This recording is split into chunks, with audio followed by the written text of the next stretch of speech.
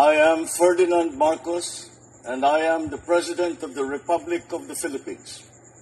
I stand today on behalf of 110 million Filipinos. Hello people and hello universe. Hi everyone, it's me again. Shout out sa inyo mga beswa. Hello sa mga Marcos loyalists and supporters. Ayan po ang ating mahal na Pangulo. Sabi nga ng mga dilis, hashtag nasaan ang Pangulo? Eh di wow. Ang Pangulo galing ng Cagayan. Kahapon ito guys, no? Ngayon ay pagkatapos ng Cagayan, dumiretso po siya sa Ilocos Norte. Eh, kung nakita nyo kasama yung kanyang anak. Sapagkat guys, grabe din naman talaga. Sunod-sunod ang bagyo. Pumunta siya dyan para magbigay ng kaukulang tulong. Kung nakikita yung mga bigas, hindi lang bigas, milyones. Nako, talaga naman. Kasama ang ating future president na si Congressman Sandro. Nako, si Marcy Baguio, mga kababayan, grabe, no? Pero naswerte tayo kasi ang Pangulo nandyan, no? Na laging handang tumulong. Oh, si mga Ilocano. Oh. Ayan, lahat yan mga Ilocano, 'di ba? Ilocos Norte. Oh, Balwar, ano niya yan, lugar niya, 'di ba? Oh, diyan po si Pangulong Marcos Jr. Ika nga, yan ang kanyang baluarte. See, guys? Oh, 'di ba? Walang ka-arte-arte, ha? Talaga naman hinahag niya ang mga senior citizen. Tsaka isa pa, guys, ha? Oh, mayroon pa tayong isang bagyo. Bukod pa kay Marcy, Nika ba tawag doon? Naku, grabe naman ito. Pero dito nyo masubukan kung gaano kagaling ang Pangulo. Kasi bawat bagyo yan, on time yan, mga kababayan na pumupunta, magbibigay ng kaukulang tulong. Ay wag lang naman guys na kasagsagan ng bagyo. Wag naman kasagsagan ng baha, palusungin ng Pangulo. Taliwas doon sa mga sinasabi ng mga dilis. Gusto nila lulusong ang Pangulo. Excuse me. 'Di ba? Pangulo ng Pilipinas yan at saka mayroon naman siyang kinatawan, no? Tulad ng DSWD, always on time naman. But after a days, ang Pangulo ay bumibisita talaga. Nakikita nyo naman dahil ina-upload po natin yan, mga video na yan. No, kahit late, ay talagang ina-upload ko po yan. Para lang ma-inform ang ating mga kababayan, especially mga dilis, anti-Marcos na talagang walang ginawa, kundi paninira. Himbis magpasalamat, ay nako, paninira lang talagang alam. No? But anyway guys, no, tunghayan natin, no, ang pagbibigay niya ng kaukulang tulong. Tingnan niyo yung mga bigas, kadami yan mga kababayan. Hoy mga bes, maraming tulong yung galing sa iba't ibang bansa, no? Asian country, talaga naman very hands-on sila tumulong. In-upload po natin yan. Nandyan ang Malaysia, Indonesia, Singapore, Brunei Darussalam. O, di ba guys? Grabe. Saan ka ba kakita niyan? Basta Marcos, the best yan. O, sige guys, panoorin natin. Wow, ang daming tulong mga bes. Wow, sana all. Ayan. Ito talaga si Secretary Gatchalian. Ito ba guys ay single? Wala ba yata kung nakikitang misis nito eh. Single pa ito si Secretary Rex Gatchalian, guys. No, swerte ang girl na makabiyag ng puso nito. Ay nako, ay shout out sa mga taga Ilocos Norte, mga kababayan, naimbag nga bigat, naimbag nga aldaw kanyayo, kakabsat, naks naman. Ayan guys, ni minsan hindi ko pa nakita si Basti na nagbibigay ng tulong. Hindi nga. Real talk tayo. Ni minsan guys, hindi ko nakita yan si Pulong, si Basti. Ganyan, di ba? Tulad ginagawa ni Sandro. Wala eh. Si Tatay Diggs naman nandoon lang sa sa Malacanang sa loob ng Colombo. Well, anyway. Ano man klaseng kulay ka mga kababayan, alam nyo, talaga namang walang sinasanto. Walang political color ang ating mahal na Pangulo. Ibig sabihin, walang sinasanto, kahit sino ka pa, makikinabang ka sa mga magagandang programa, no? Ayan. Shout out sa mga taga Ilocos Norte once again. Wow. Mamamahagi din po ng bigas mula sa National Irrigation Administration, charity ba mula naman sa Philippine Charity Sweepstakes Office, at rice seeds mula sa Department of Agriculture.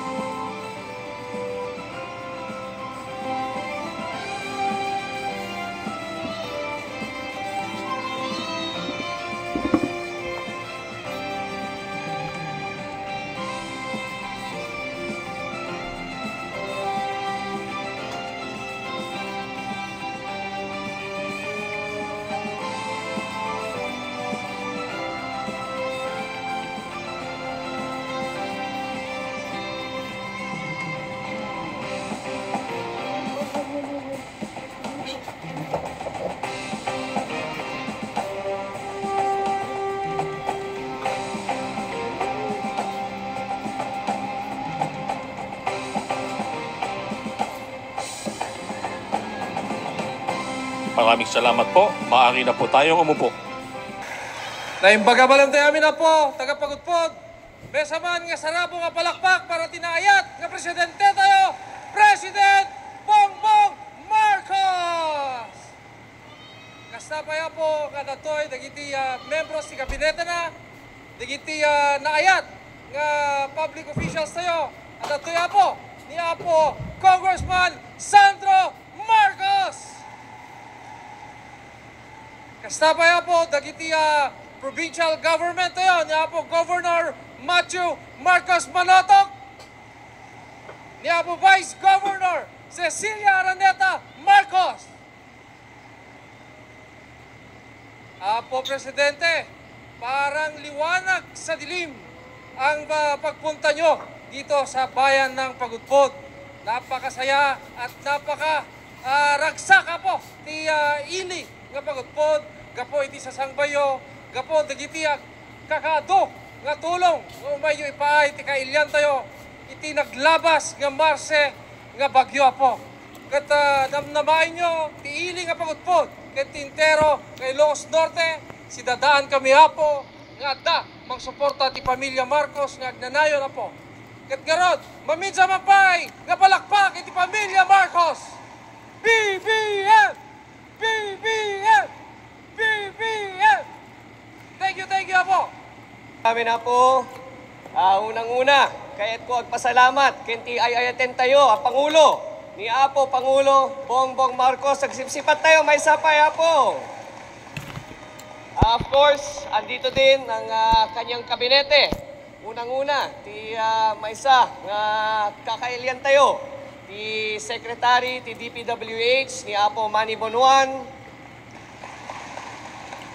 Special Assistant to the President, Anton Lagdameo, Secretary of Education, ni Apo Sani Angara, ni Apo Rex Gatchalian ng DSWD, and of course, ti opisyalis tayo ito'y, na Ibagamalem, of course, ti ayaten tayo Mayor, ti Ama, ti Ilia Pagudpod, ni Apo Rafi Benemerito, ni Apo Vice, Bingbong Calvan, at sa lahat po ng konsehales na kasama natin ngayon, magandang hapon po sa inyong lahat.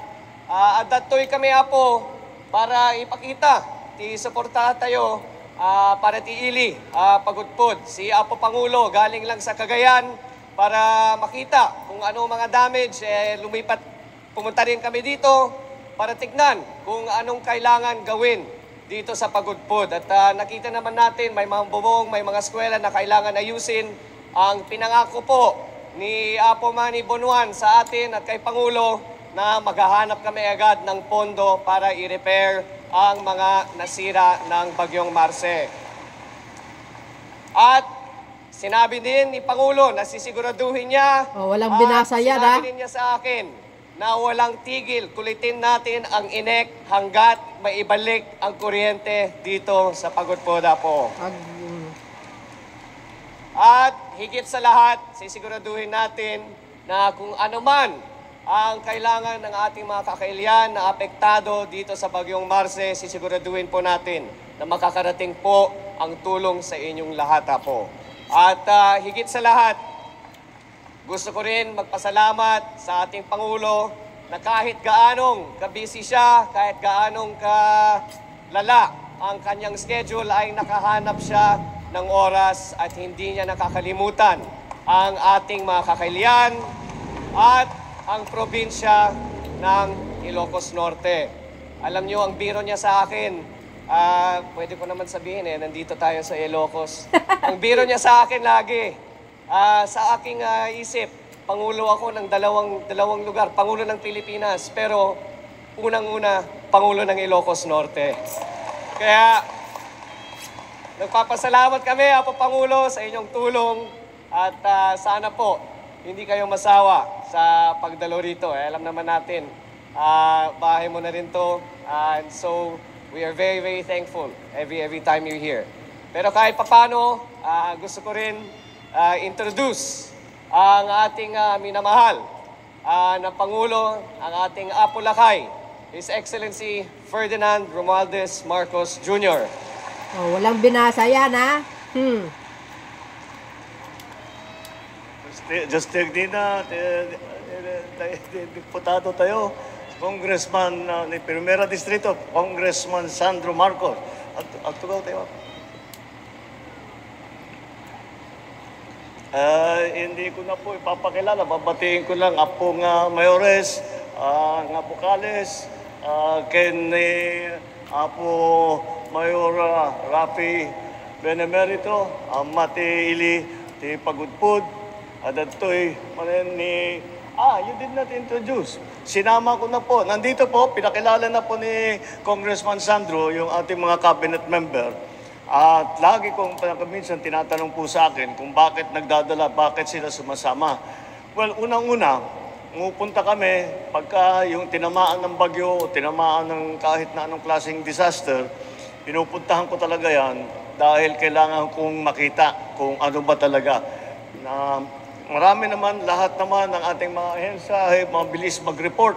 At tama, maganda naman ang kanilang report. Ngunit na iba na nakapunta ko rito, kausapin ko yung mga mayor, nakausap ko yung principal ng National High School para malaman talaga what is needed.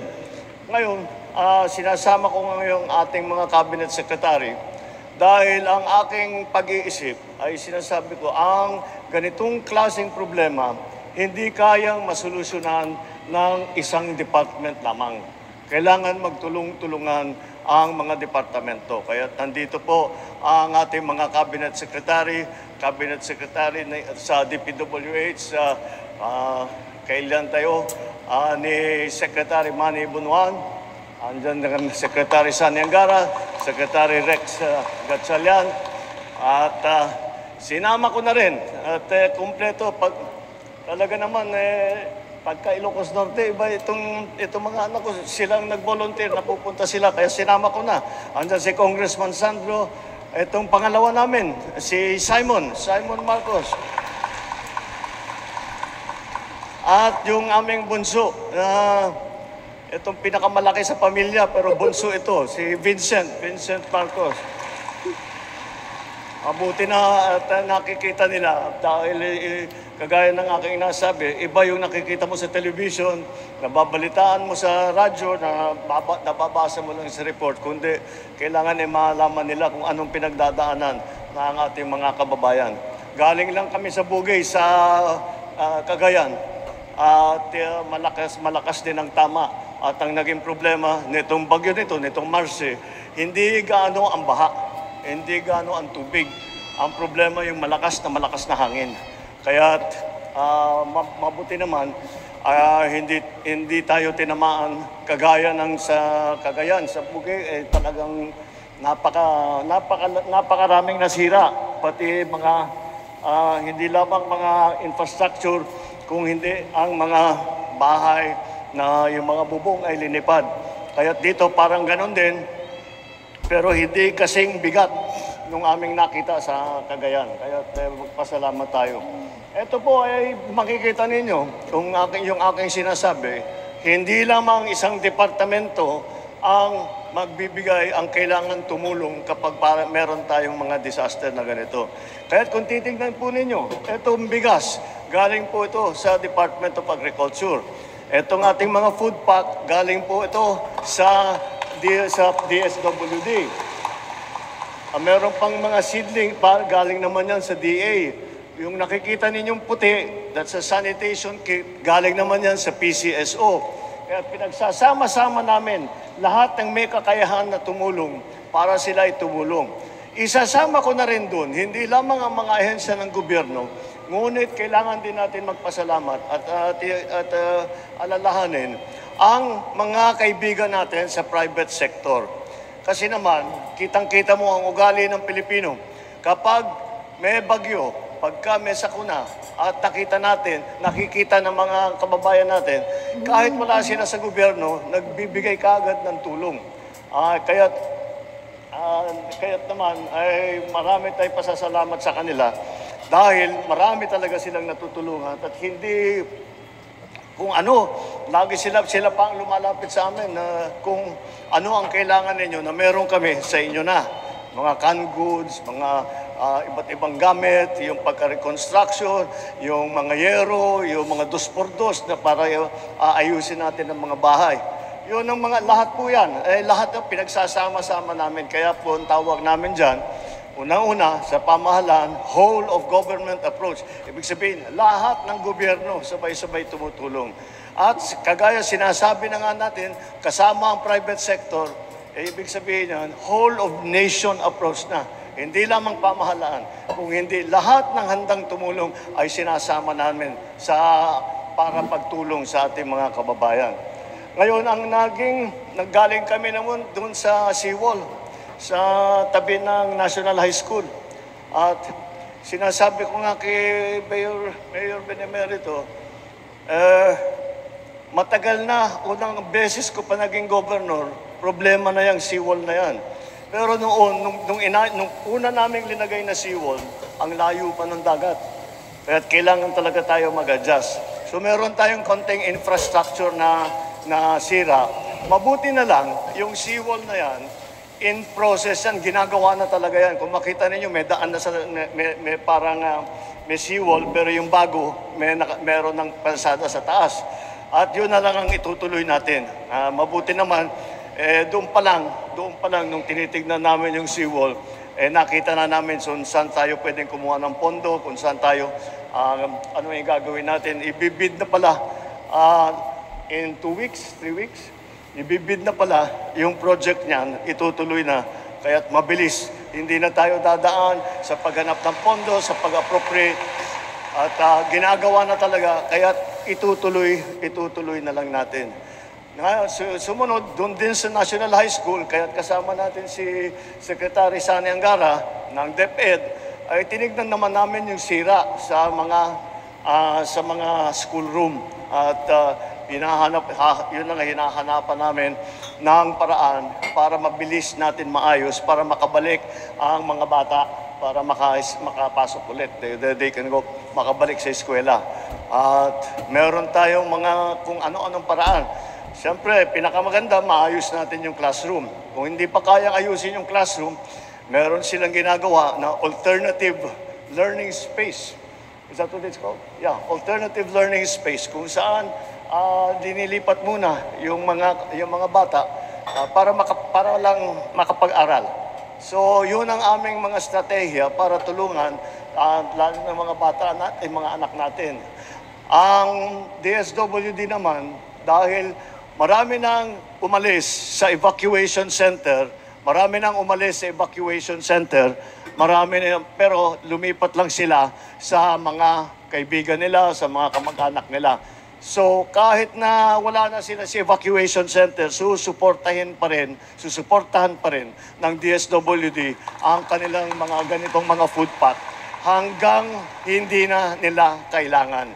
At yan po, kaya po ako pumunta rito para makita kung maayos naman, mukha namang maayos ang pag-distribute, mukha namang na-identify ang LGU, nakapagbigay kaagad ng listahan ng mga nangangailangan ng tulong, nangangailangan ng relief, ang numero na kung ilan ang naging evacuees, ilan ang displaced na kailangan pa rin bigyan nitong ating lahat na itong bigas, itong food pack, pati na yung sanitation kit. At ipapagpatuloy namin ito hanggat yung mga na-displace at napilitang tumakbo at makitira sa kanilang mga kapitbahay, yun na muna, tuloy-tuloy pa rin ang aming ibibigay na tulong hanggat, kagaya ng aking nabanggit, ay hindi na kailangan. So, yun lang po. At meron din tayong bibigay sa mga tinamaan ng mga bayan. At para makatulong naman, kasi kung minsan, hindi sapat itong aming dala. At may ibang pangangailangan, bawat pamilya may iba-ibang pangangailangan. So, kahit may pagkain na, kahit na may bigas na, kahit na may sanitation kit, may gamot na, meron pa rin pangangailangan. Kaya iiwan na namin sa LGU yan dahil mas nalalaman ninyo kung paano ang pag-distribute ng aming dadalhin na tulong. Ayun lang naman po. Siyempre, tinatagalan ko yung speech ko kasi ayaw ko pang umalis ng Ilocos Norte. Usually yung speech ko, sandali lang yan eh. Pero nandito ako para ma-delay ng konti ang pagbalik sa Maynila. Dito muna ako sa kasama ninyo. Anyway, andito lang po kami para tignan na maganda ang inyong ang pagbigay ng tulong. At kung meron pa kayong ibang pangangailangan, andyan po ang ating LGU, nandyan ang provincial government, andyan din po ang mga ahensya ng gobyerno, lapitan lang po. At lahat ng maaari namin gawin ay gagawin namin para yung tulong na hinihingi ninyo sa national government, yung tulong na hinihingi ninyo para maging maayos na ang inyong pamumuhay, gagawin po natin lahat yan. Thank you very much. Just take din na kadakayamin na yung pagmamalema po. Pangunahan ang pamamahagi ng pondo para sa tulong panghanap buhay sa ating Disadvantaged Displaced Workers o TUPAD program. Inaanyahan din po natin si Ilocos Norte 1st District Representative Sandro Marcos upang samahan ang ating Pangulo. Atin pong tunghayan ang distribution ng pondo para sa TUPAD program para sa mga iba't ibang bayan sa probinsya ng Ilocos Norte. Mula sa bayan ng Pagudpud, atin tinatawagan si Mayor Ralph Benemerito II upang tanggapin ang Dole TUPAD Fund na nakakahalaga na 6.54 million pesos.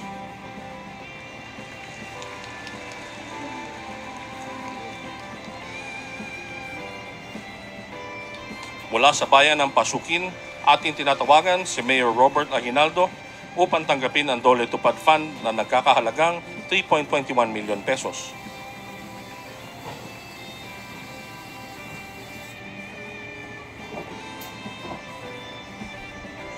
Mula sa bayan ng Vintar, ating tinatawagan si Mayor Richard A.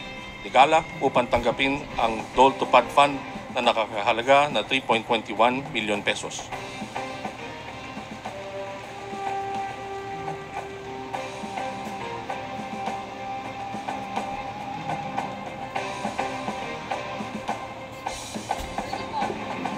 Mula sa bayan ng Vintar, ating tinatawagan si Mayor Richard A. Degala upang tanggapin ang Dole TUPAD Fund na nakapagahalaga ng 3.21 million pesos.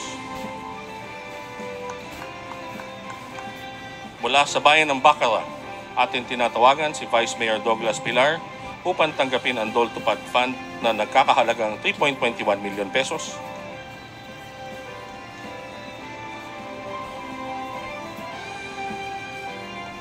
Mula sa bayan ng Adams, ating tinatawagan si Mayor Rosalia Dupagin upang tanggapin ang Dole TUPAD Fund na nagkakahalagang 1 million pesos.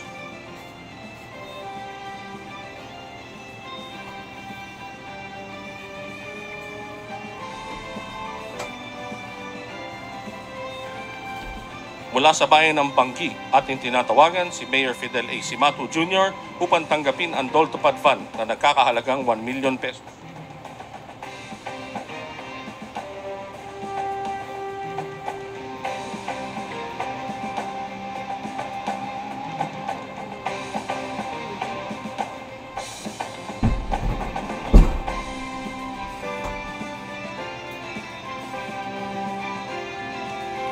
Mula sa bayan ng Banggi, ating tinatawagan si Mayor Fidel A. Simatu Jr. upang tanggapin ang Dole TUPAD Fund na nagkakahalagang 1 million pesos.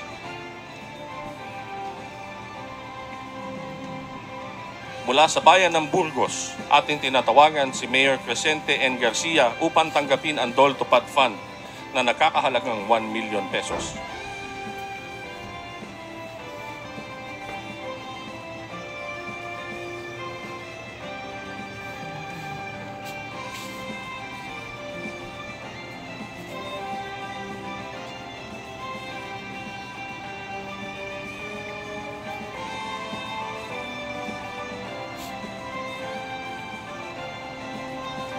Mula sa bayan ng Dumalneg, ating tinatawagan si Mayor Francisco R. Espiritu Jr. upang tanggapin ang Dole TUPAD Fund na nagkakahalagang 847,440 pesos.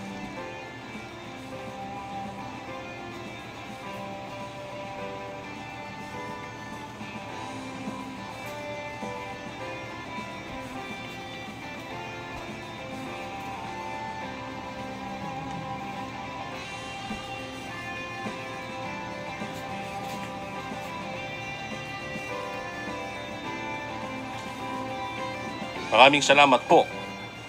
Ngayon, atin pong tinatawagan si Ilocos Norte Vice Governor Cecilia Araneta Marcos upang tanggapin ang financial assistance mula sa Office of the President na nagkakahalagang 50 million pesos.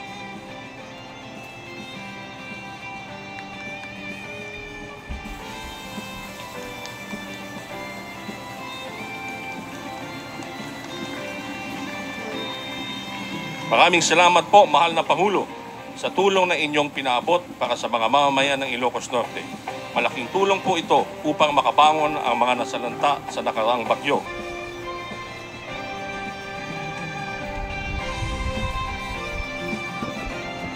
Ready at the count of 3, Mr. President. 1, 2, 3. O, di ba mga kababayan? Sabi sa inyo eh. Oh. So, yun guys, ang ating pinaka latest updates video. Nahuli tayo ng ilang oras pero kailangan.